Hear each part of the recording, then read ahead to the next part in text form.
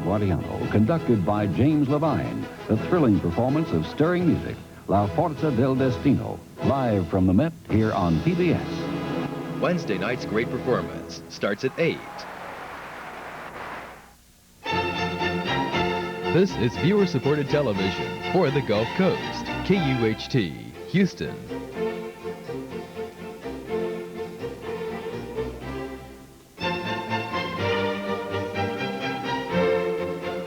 The following program, Great Performances, is being simulcast in stereo with KLEF-FM 94.5.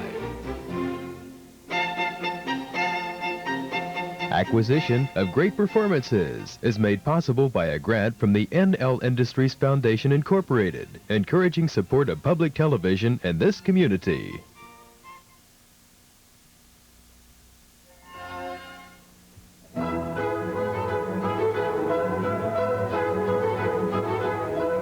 This program is made possible by a grant from Exxon. Exxon, quality you can count on in the performing arts. This program is also made possible by grants from the Andrew W. Mellon Foundation, the Robert Wood Johnson Jr. Charitable Trust, the National Endowment for the Arts, and the Corporation for Public Broadcasting. A Lincoln Center special. From New York City, 25th Anniversary Fanfare, a celebration of Lincoln Center's first quarter century, with some of the most extraordinary performances originally broadcast live from the stages of the resident companies of Lincoln Center for the Performing Arts. The New York Philharmonic, the New York City Ballet, the New York City Opera, the Film Society of Lincoln Center, the Chamber Music Society of Lincoln Center, the Juilliard School, and the Metropolitan Opera. A gala performance by Zubin Mehta, Luciano Pavarotti, Yitzhak Perlman, Marilyn Horne, Danny Kaye, Mikhail Baryshnikov, Andre Watts, James Galway, Peter Martins, Beverly Sills, Gianna Rolandi, Charles Wadsworth, Leontine Price, James Levine, Joan Sutherland and Alfredo Kraus, Curite Kanawa, Teresa Stratas and Jose Carreras, Renata Scotto, John Vickers, Cheryl Milnes, and Placido Domingo.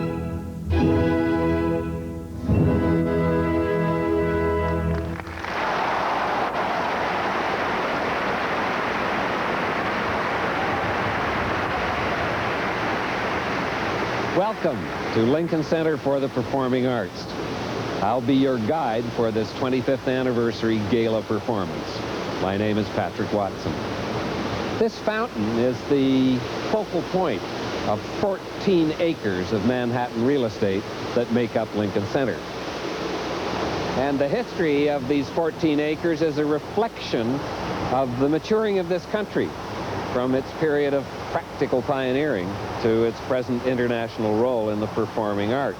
The architecture of the plaza is a statement in stone and glass and metal about a distinctively American way of responding to a commonly felt public need. America needed a place for its own performing arts to come of age.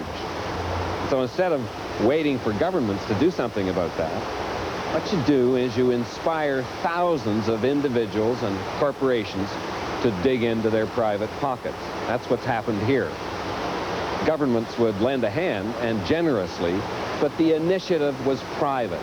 Private funds generated this great center where the performing artist meets the audience, and night after night, America lays claim to its world preeminence in the performing arts. The buildings that face on the plaza contain the stages for 4 of Lincoln Center's resident companies. The New York State Theater here is the home of the New York City Opera, headed by Beverly Sills, and the New York City Ballet, headed by Peter Martins, and later this evening we'll be meeting both Mr. Martins and Miss Sills.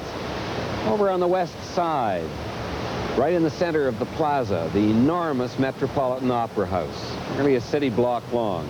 Its artistic director, James Levine, will be with us this evening. And then directly opposite the New York State Theater on the north side, Avery Fisher Hall, the home of the New York Philharmonic and its musical director, Zubin Mehta. And this plaza itself, a modern New York counterpart of the Piazza San Marco in Venice, though with substantially fewer pigeons, is also a stage, a daytime stage for people. But it's when the sun goes down and the lights come on that this plaza really comes alive. Thousands of people come here night after night, not only to be in the presence of artists whose names have become legendary, but also in the expectation of one of those magical moments of performance. Sometimes it's composition, sometimes inspiration, sometimes it's the kind of improvisation that even an Itzhak Perlman has to come up with when he breaks a string.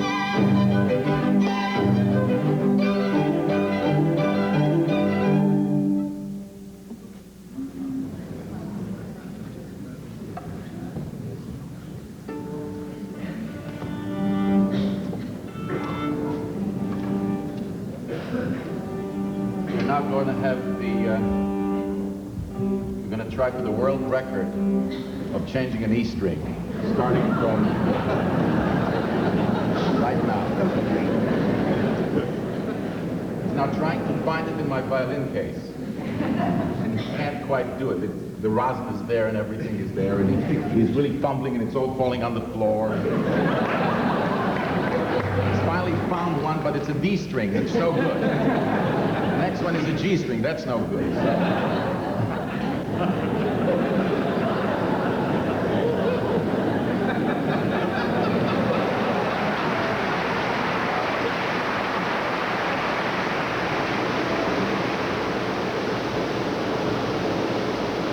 A long time ago, here on the site of Lincoln Center, there used to be a small village that the early Dutch settlers of Manhattan called Bloomingdale.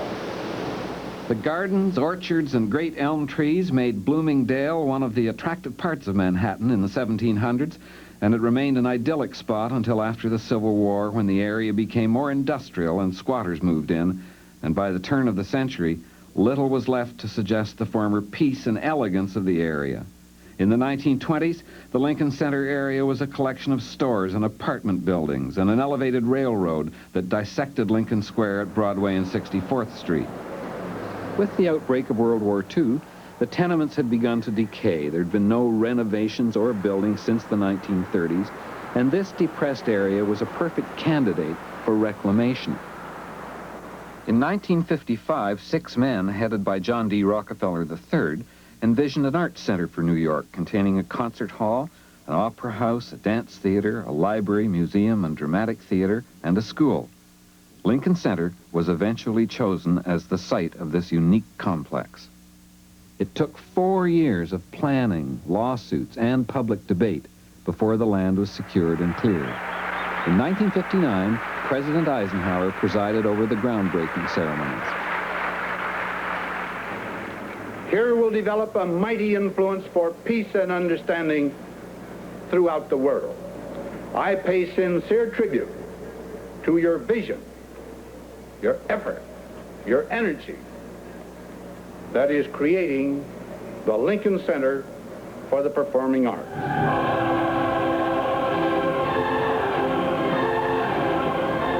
The first building to be constructed at Lincoln Center was a new home for the Philharmonic.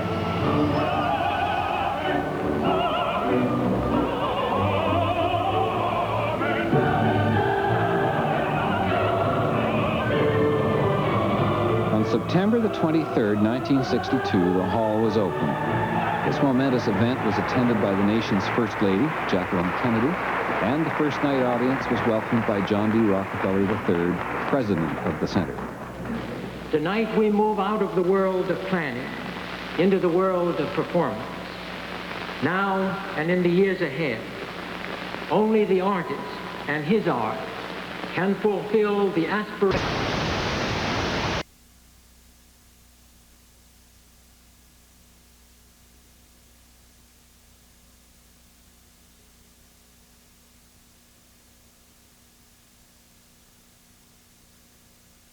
Normal service from the network has been temporarily interrupted. Please stand by.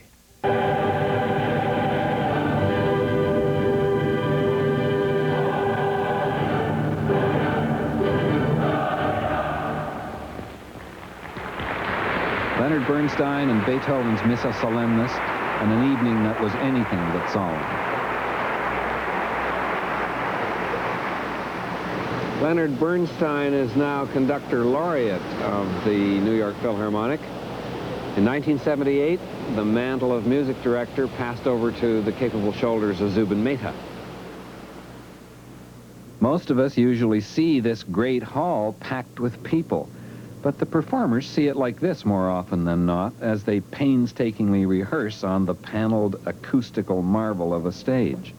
And that stage is virtually 365 days a year resonant with the making of music.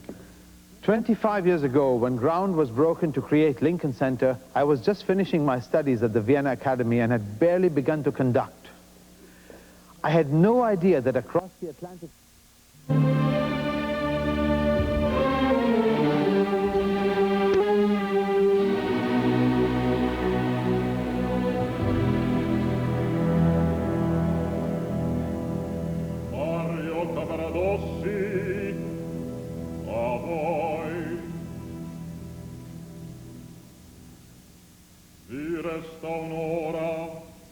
sacerdote I vostri cenne attende.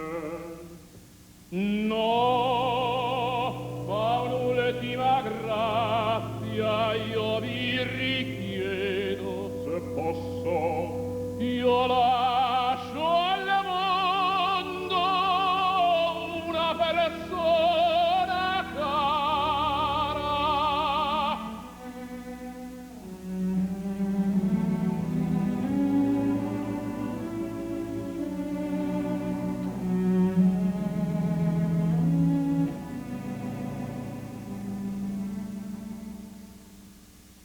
Consentite che io le scriva un sol motto.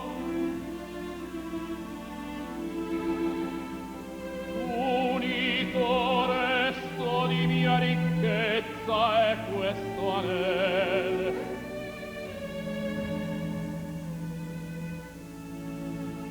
Se promettete di consegnarle il mio ultimo addio, esso è vostro. Scrivete.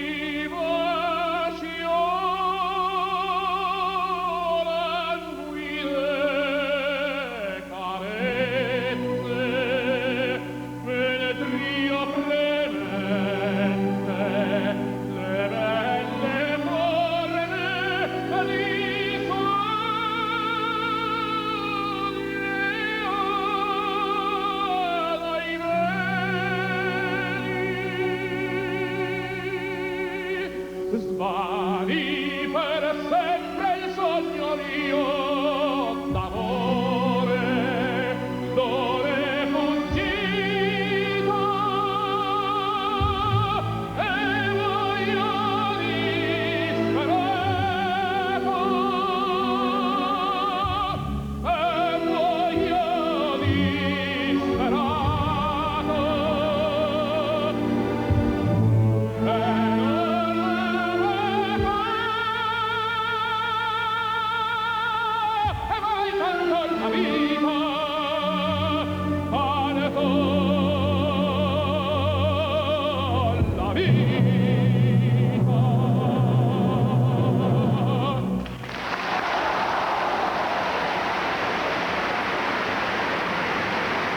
Luciano Pavarotti, Zubin Mehta, the New York Philharmonic.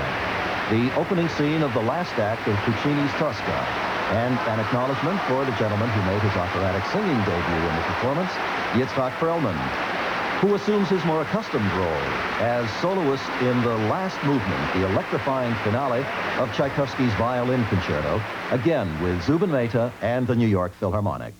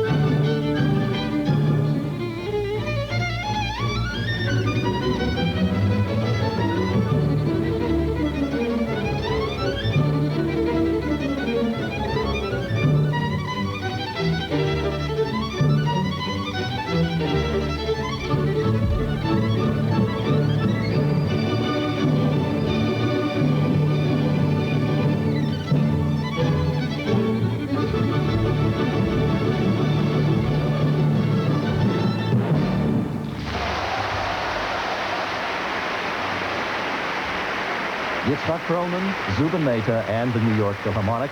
The finale from the Violin Concerto in D by Tchaikovsky. From the dazzling pyrotechnics of the Tchaikovsky Concerto, we turn to the seductive measures of the aria Mon cœur s'ouvre à ta voix from the opera Samson and Delilah. Marilyn Horne sings with the New York Philharmonic, conducted by Richard Bonynge.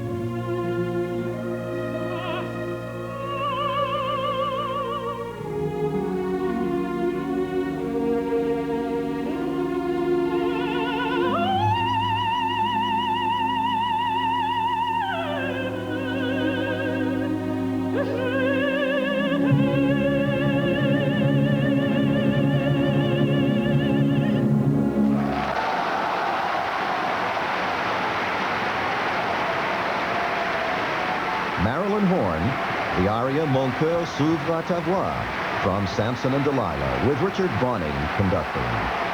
From romance to the affirmation of life of the final movement of Bartók's Concerto for Orchestra. Once again, Zubin Mehta conducts the New York Philharmonic.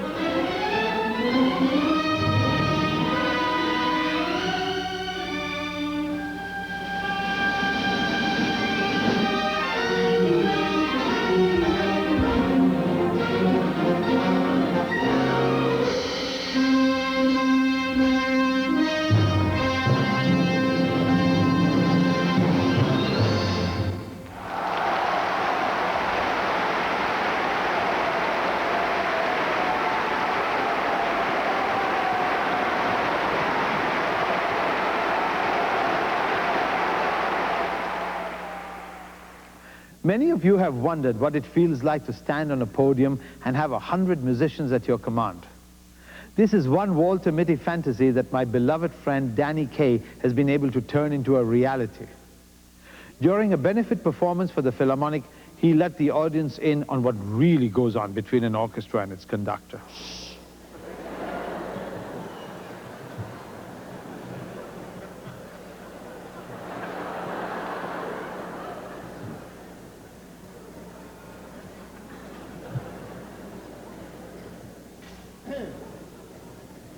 Guardo quando riguarda e sto sforzando utenti di rivarsa e quanto è bello. E arrivate, right? Hey!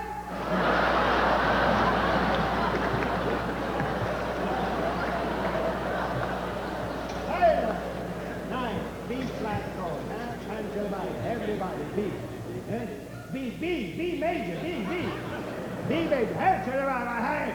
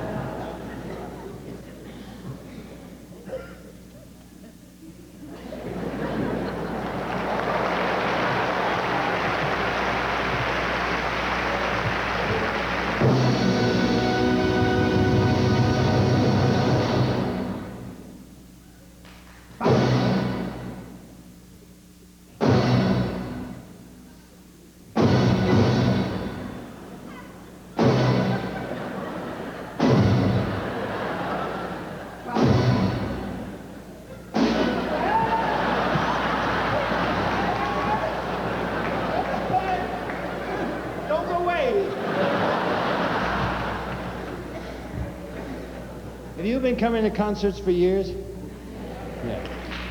Well, I tell you, I have too. And for all those years, I'm sure, you have seen nothing but the back of a conductor. Now, you must wonder how he communicates with the players, what kind of a rapport he has.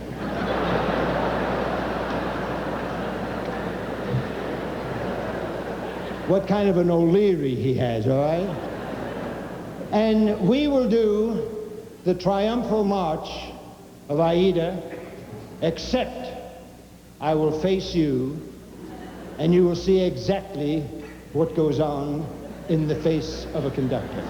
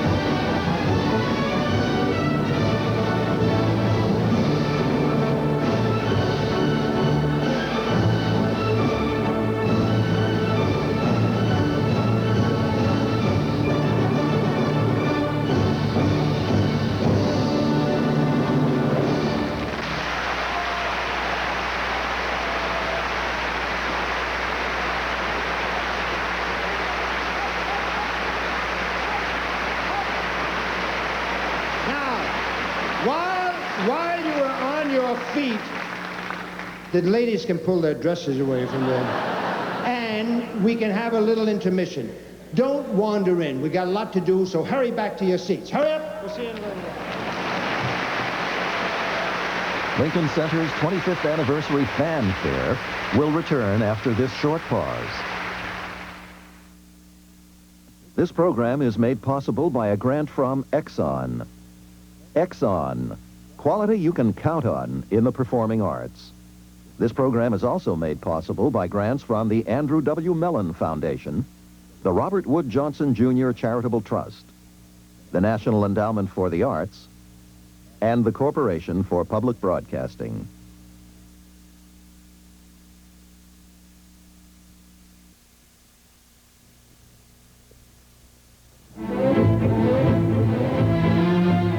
Live from the Met.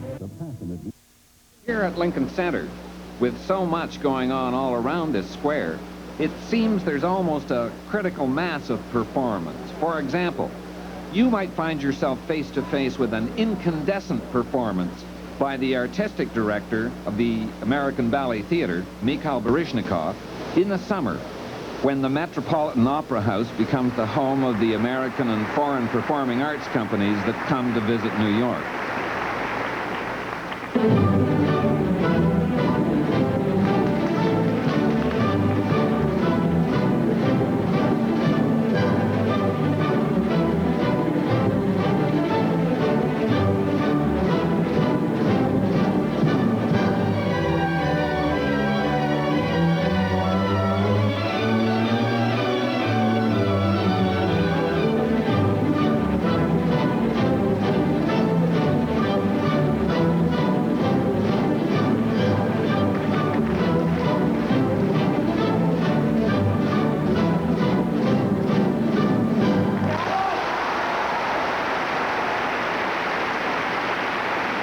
Audiences left that performance feeling they had seen the legendary. Out the front door of the Met and a quarter turn left and a few dozen steps, and you might find yourself in a series called Great Performers at Lincoln Center, and perhaps the luminous playing of Andre Watts behind those tall, squared arches of Avery Fisher Hall.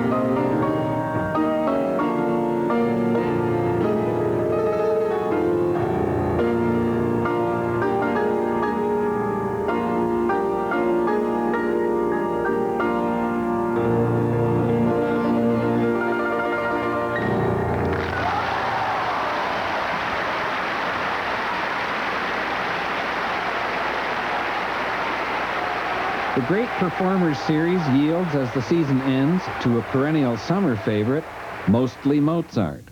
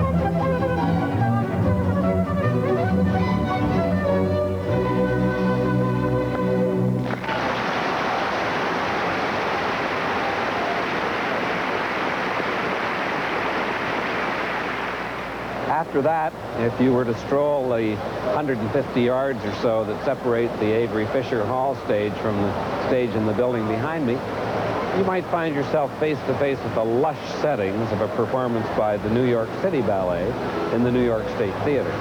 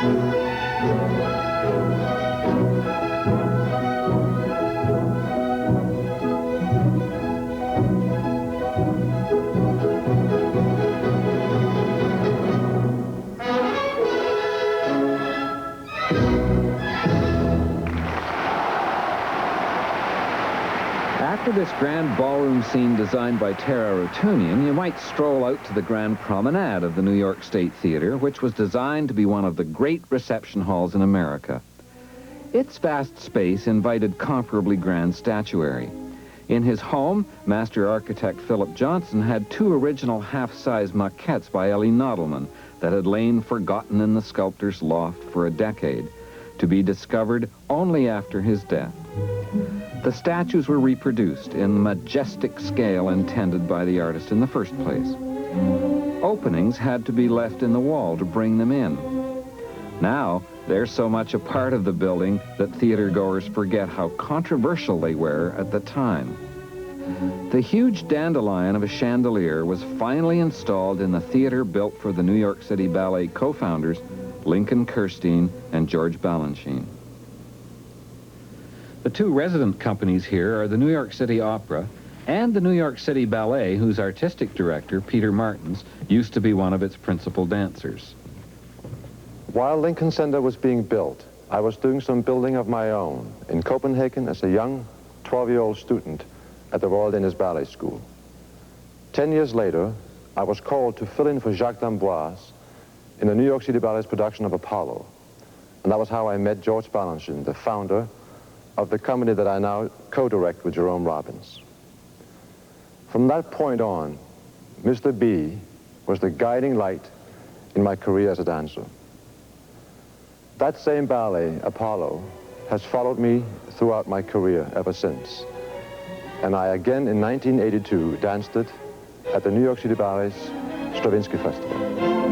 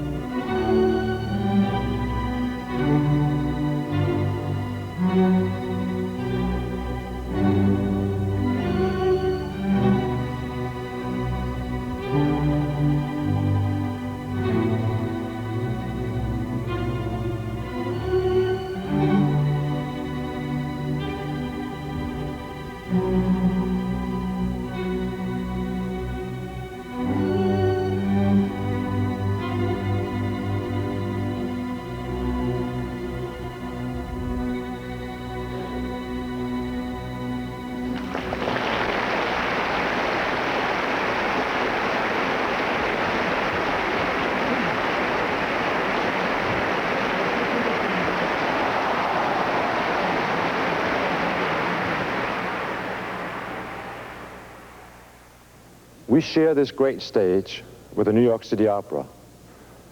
And I guess that makes me roommates with my good friend, Beverly Sills. I thought you'd forgotten me just because I don't dance. You know, we were roommates, our companies, that is, the New York City Opera and the New York City Ballet, long before Lincoln Center. We were performing together at the old New York City Center Theater at West 55th Street. As a matter of fact, when Lincoln Center was breaking ground 25 years ago, I wasn't really terribly aware of it. I was very busy celebrating my 30th birthday and having my first baby and preparing for a world premiere of an opera by Hugo Weisgall called 6 Characters in Search of an Author. And if anyone would have told me that 25 years later I would be running an opera company at the beautiful New York State Theater at Lincoln Center, I never would have believed it, but I certainly couldn't be happier. Before I retired from singing, I made quite a few performances on the Live from Lincoln Center broadcasts. And one of them stands out particularly in my mind. It was the Sarah Caldwell production of The Barber of Seville, and my co-star was my very great pal and my late pal, Donald Graham.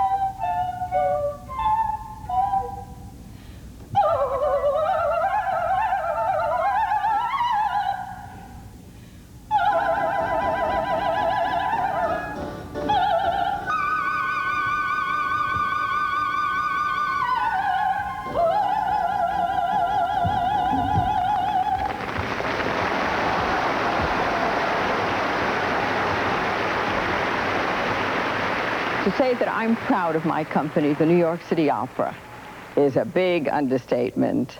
I feel very possessive about it, as all of us do who have performed with it and who work for it. The New York City Opera is a very special company. We're an ensemble company, and there's a great family feeling amongst us. We're proud of each other's accomplishments and triumphs. We're also known for doing contemporary repertoire, and repertoire that's a little offbeat. But we're really very good at doing the oldies, too. And to prove my point, we're going to perform for you the sextet from Lucia di Lammermoor. It stars Gianna Rolandi, Barry Macaulay, Brent Ellis, Robert Hale, Jane Shawless, and David Eisler.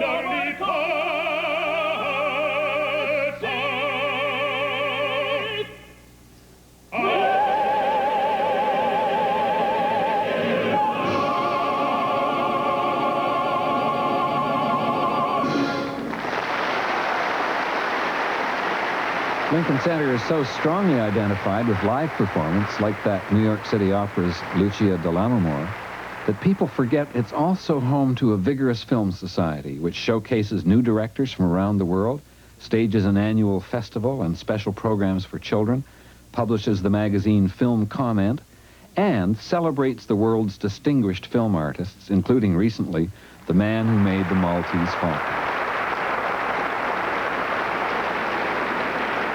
Ladies and gentlemen, welcome to Lincoln Center and welcome to our party for John Huston. In the world of movies, nobody is more worthy of being honored than he. You've given gifts you never knew you gave. During his illness, you made Bogey laugh when he had nothing to laugh about. You gave to my children and me loving words about Bogey that we will never forget. You started my friendship with Katie Hepburn. And infuriating, frustrating, maddening though you've been, some of the clearest, highest, gayest times of my life were spent with you. I remember, for instance, driving a bus full of screaming women over the worst road imaginable in the worst bus imaginable. Hair-raising bends, barbarically potholed like chasms in a nightmare. So insane was it indeed that, tough as they were, none of the crew elected to stay anywhere near. The only things on the hood were the lights, the camera, and John Huston. Well, I thought, now is my chance to scare him at last. But as far as I remember, as I drove like a lunatic, all John did while smoking a cigar and holding on to nothing but simply riding the hood as the bus hurled and swept and right-angled and hairpinned, was to make a come-on gesture with his free hand. The other was holding his cigar, coupled with the words, "A little faster, Dick, a little faster."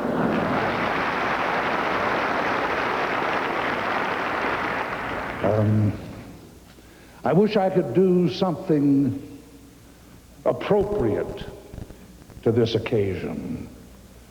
Something that would express in some way the extent of my feeling.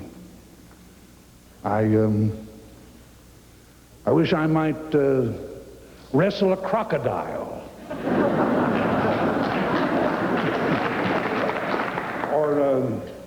Or levitate myself before your eyes. Climb an invisible ladder, or have someone fire a gun at me and catch the bullet in my teeth. But alas, I have none of those wild talents. I must content myself with saying thank you all from the bottom of my heart. Thank you.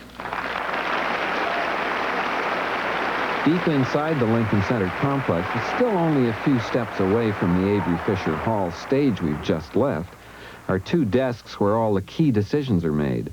These are the offices of Martin E. Siegel, the chairman of Lincoln Center, and Nathan Leventhal, its president. Working for Lincoln Center is a lot more enjoyable than wrestling with a crocodile. A good deal of the pleasure comes from the people who support us so generously, financially and morally. Vital support from individuals, foundations, corporations, and government. And we get great help from our board of directors and staff who give caring leadership and effective work. These past 25 years have been full of marvelous occasions, and we're going to expand in the next 25 years with additional and needed services. We'll serve more children and give them a vision of society which can be beautiful. I had a good lesson in this just the other day. I was walking across the plaza on the way to a meeting just after 10 o'clock in the morning. Some school children were coming out of Avery Fisher Hall after listening to a 1-hour free concert. The children were 10 or 11 years old. They were black, white, Asian, and Hispanic. I walked alongside a little girl. She was dressed up for the occasion, red ribbons in her pigtails. I said to the child, "Did you have a good time?" She said, "Mister, are you kidding? I had the best time of my life." We mean to bring the best times to children, men and women throughout the United States, through our television programs, radio, TV, and through the new technologies in education, and in our concert halls, of course. Come with us now into these other halls of Lincoln Center, and come with us as often as you can in the next 25 years and see the wonders. Concerto No. 4 with violinist James Buswell, flutist Paula Robeson and Eugenia Zuckerman, and a string quintet made up of Ida Kavafian, Lin Chang, Walter Trampler, Fred Sherry, and Alvin Brem.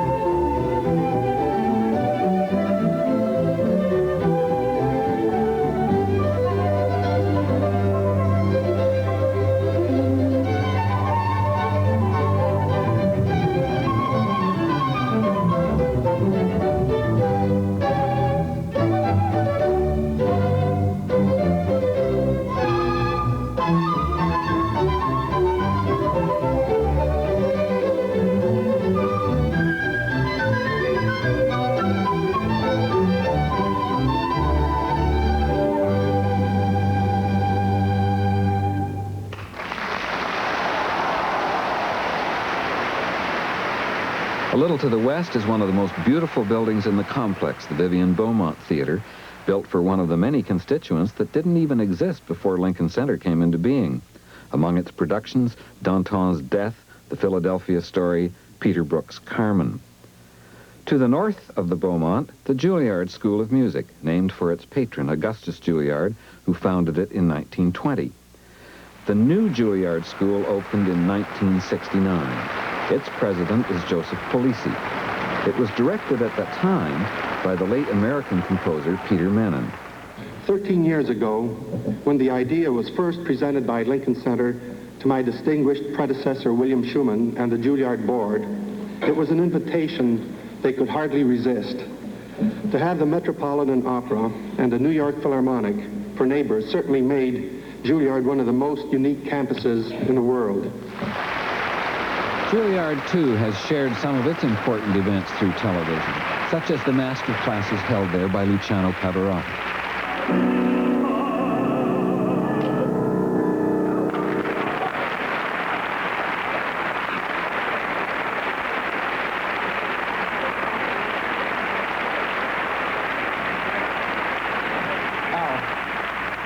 It's a very familiar aria for me, especially in this day. And I have a little suggestion to make to you. It's a suggestion of effect. When you go to the end, before, John, can you play prima di L'Ore Fuggita?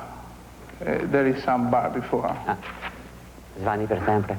Svani per sempre, sogno mio d'amore, l'ore fuggita.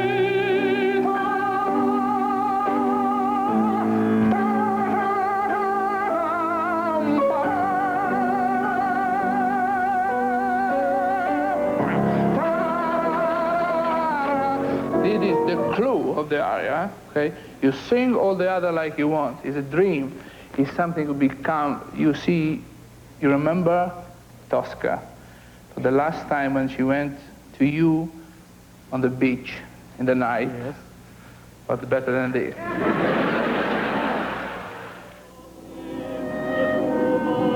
Lincoln Center's archives contain some of the original watercolor proposals for a new Metropolitan Opera House by a number of brilliant architects and designers who were invited to really stretch their imaginations.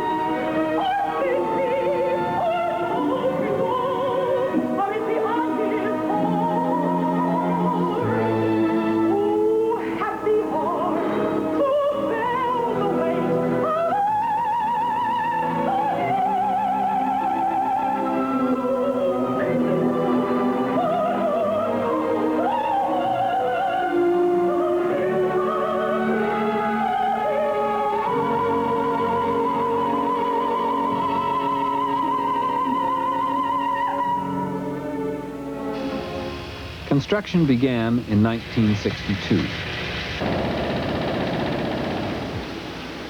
In 1966, the doors were opened. General Director Sir Rudolph Byng had finally guided his beloved company to its new home. Marc Chagall arrived from France to see his murals installed in the Grand Tier. The opening night, September 16th, was one of the great New York opening nights. Governor Rockefeller, the Kennedy brothers, First Lady Lady Bird Johnson, and a stunning crowd heard the world premiere of Samuel Barber's Antony and Cleopatra, sung by Leontine Price.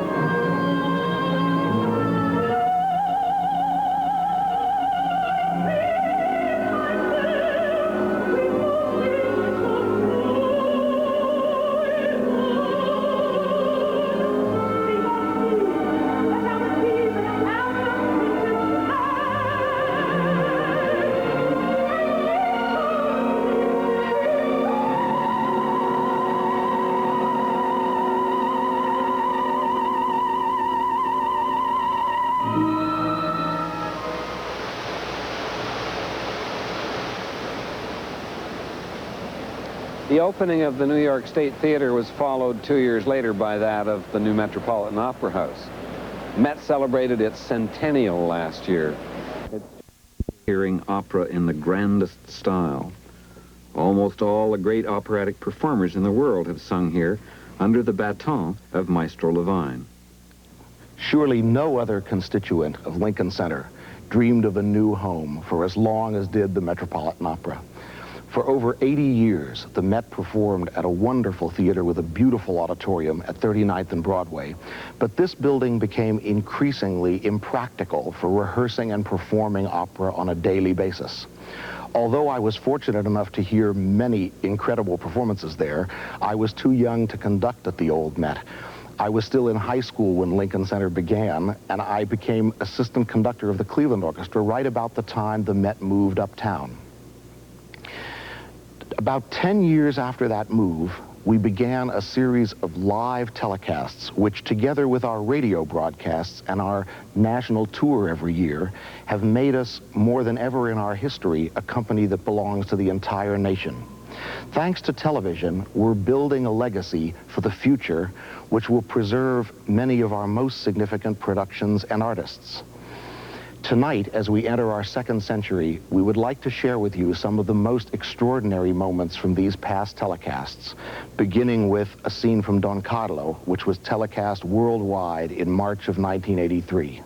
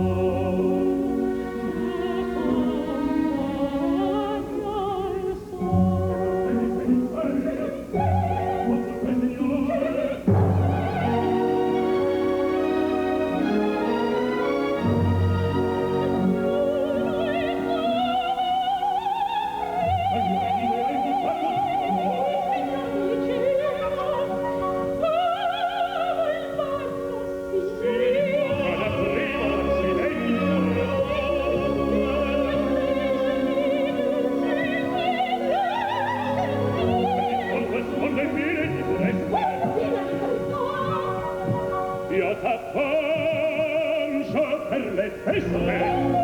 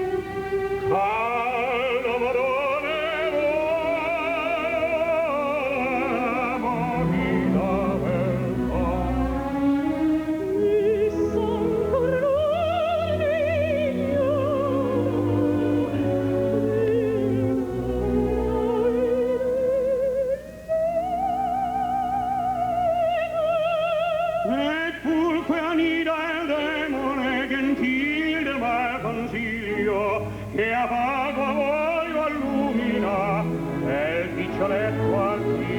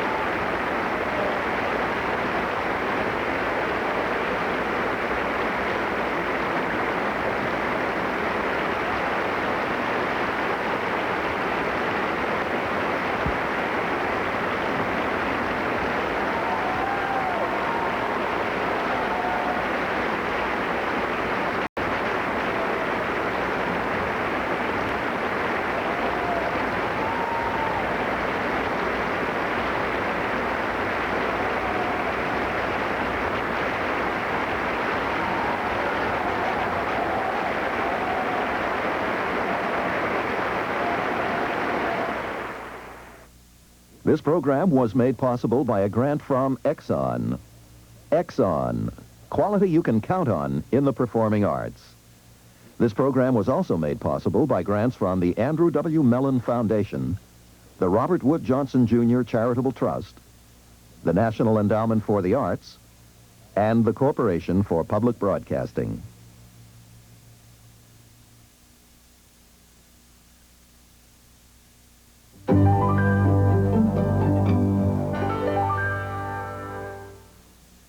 Acquisition of great performances is made possible by a grant from the NL Industries Foundation, Incorporated, encouraging support of public television in this community.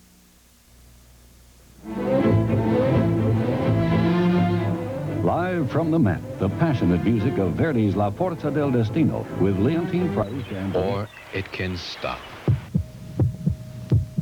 Many times, blood means the difference between life and death.